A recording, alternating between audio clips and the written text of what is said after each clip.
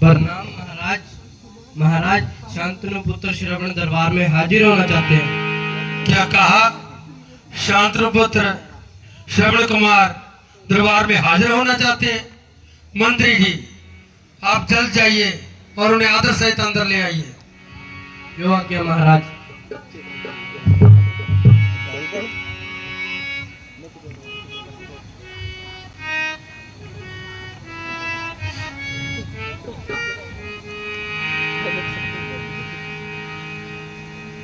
पहला प्रणाम करता हूँ पिता और माता को, दूसरा प्रणाम करता हूँ पृथ्वी और विधाता को, तीसरा प्रणाम करता हूँ गुरु विशिष्ट ज्ञानदाता को, चौथा प्रणाम करता हूँ दशरथ सुखदाता को। धन्य गढ़ी, धन्य वो पल जो आए श्रवण कुमार। शीघ्र आज्ञा कीजिए, है दशरथ तैयार? श्रवण कुमार, कहो कैसे आना हुआ और आपके चेहरे पर चिंता क्यों दिखाई दे रही है? गुरुजी, मेरी चिंता का कारण तो मेरे माता पिता जी का अंधापन है। यदि मेरी नैनों की ज्योति से उनके नैनों की ज्योति आ जाए तो मैं कठिन से कठिन कार्य करने को भी तैयार हूँ। बेटा शरबन, क्या तुम जानते हो तुम्हारे माता पिता की आंखें किस वजह से गई थी?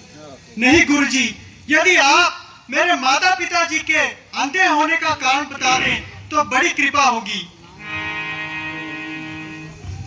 बेटा, तुम्हारे माता पिता की कई वर्षों तक संतान नहीं होती थी।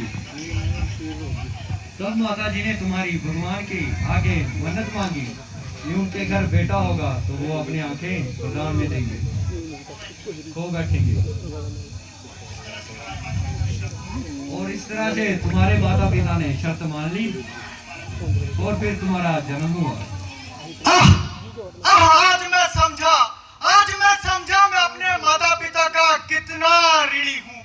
मुझे जन्म दिया, खुद भूखे रहे, सूखे पत्तों पर सोए, लेकिन मुझ पर आँच ना आने दी। लेकिन मैं श्रवण कुमार यह प्रण करता हूँ कि जब तक मैं अपने माता पिता की आंखों की ज्योति को वापस नहीं लाऊंगा तब तक मैं भी चैन से नहीं बैठूंगा।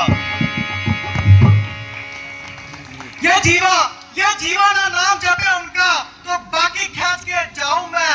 ये हाथ दास ना बने उनके तो काट यहीं पे डारूं मैं। ये शीश झुके ना उनके पग पर, ये शीश झुके ना उनके पग पर तो काट यहीं पे डारूं मैं। ये नैन दिए हैं जिन्ने नन्हे, ये नैन दिए हैं जिन्ने नन्हे, ये नैन उन्हीं पे वारू मैं, ये नैन उन्हीं पे वारू मैं। गुरुजी,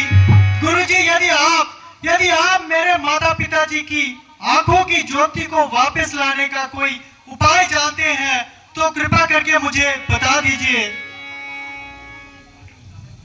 बेटा श्रवण, जब तुम्हें एक आरती बनाकर, कावड़ बनाकर अगर अपने माता पिता को 4 धाम की यात्रा कराओगे तो तुम्हारे माता पिता की आंखों की रोशनी वापस आ जाएगी। एक उत्तम पवित्र काठ की कावड़ बनाऊंगा, फिर श्रद्धा के साथ में उस पे उनको बिठाऊंगा। कंधे में होगी कावड़ी और कावड़ी में वो दोनों, इस तरह से मैं उनको तीर्थ यात्रा कराऊंगा। धन्य है वो माता पिता जिन्होंने ऐसे पुत्र को जन्म दिया। हम भगवान से प्रार्थना करते हैं कि तुम अपने माता पिता की आंखों की रोशनी लाने में कामयाब होकर के लौटो। आप मुझे जाने की आज्ञा दे महाराज।